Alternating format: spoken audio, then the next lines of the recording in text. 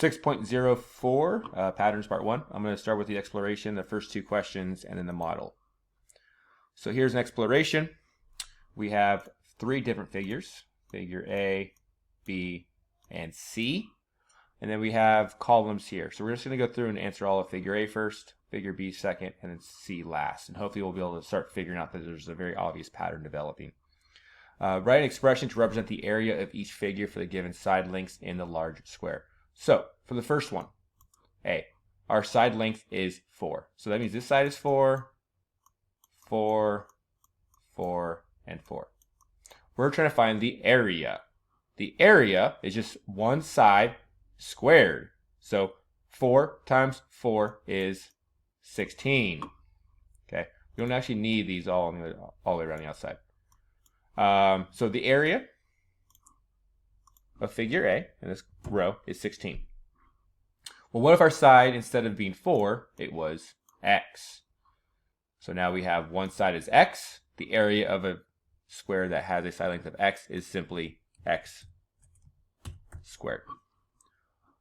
Now we're combining the two. We have 4 and x. So if it's 4x times 4x, what do we get? 4 times 4 is 16. X times x is x squared. And then finally we have an x plus 3 as our side. So all you're going to do is just x plus 3 and then square that. It's always the side length times itself.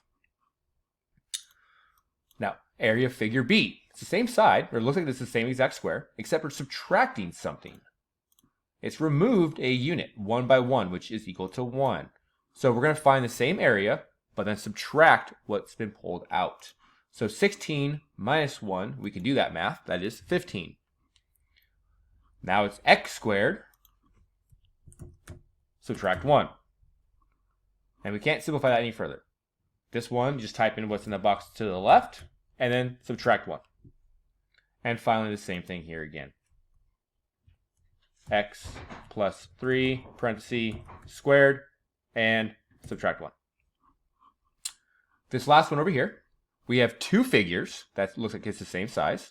So we have a 16 here, we have a 16 here, and we have a 1 there. 16 plus 16 is 32, plus 1 is 33.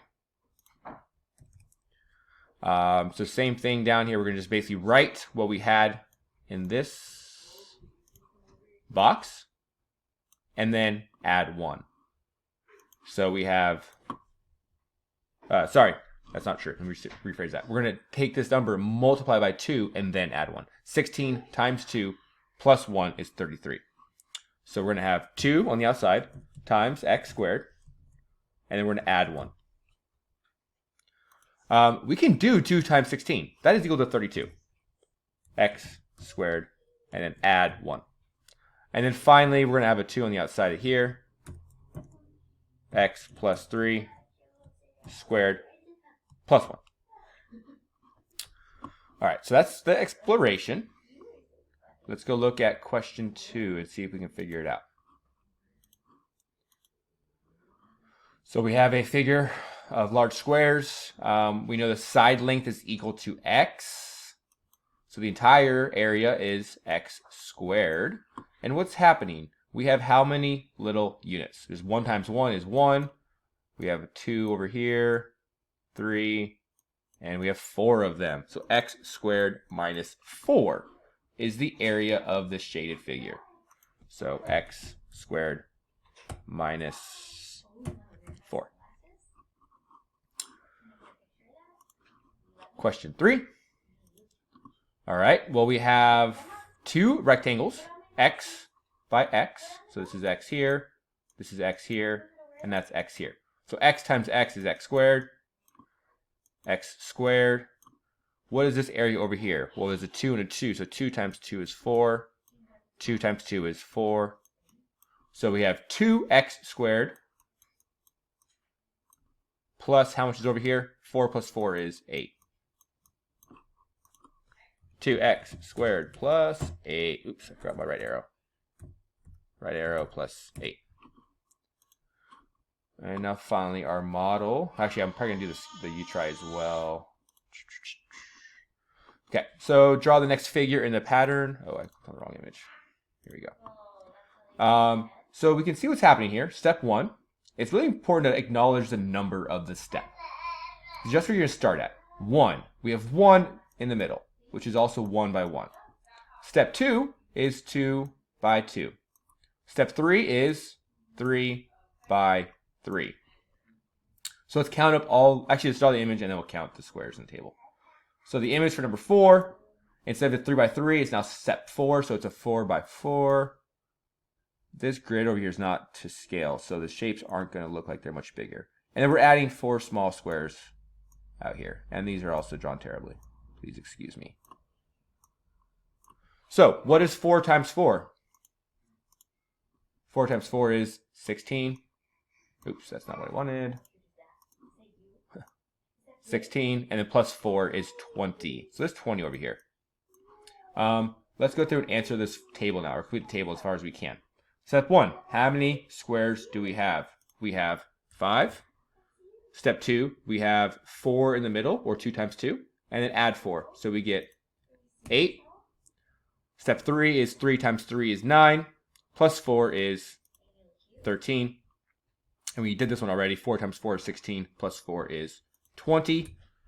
Hopefully you're understanding the pattern. We just take the number of the step and multiply it by itself, and then add 4.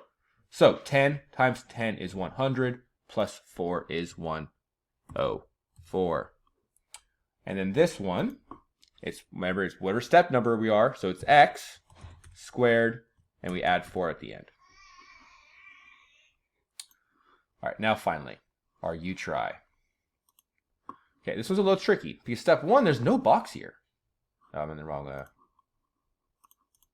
we go. There's no box here. So there's 0 squares in the first one. So that's a little interesting. Step 2, what I do notice is I notice a square that's 2 by 2, but we're missing 1. Okay, let's just take that mental note. And then once again, we have this square developing a 3 by 3 square, but subtract 1. So 3 times 3 is 9.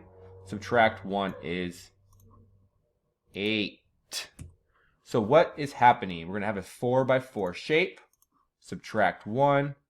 4 by 4 is 16. Subtract 1 is 15. So I'm going to subtract 1 by making it black, I guess. And there, I can't make it white. So 15 is the answer for number 4. So 15. So we're squaring this number and subtract 1. 10 times 10 is 100. Subtract 1 is 99. What do we get when we're doing our side? Is x squared minus 1. So over here, our formula is x squared minus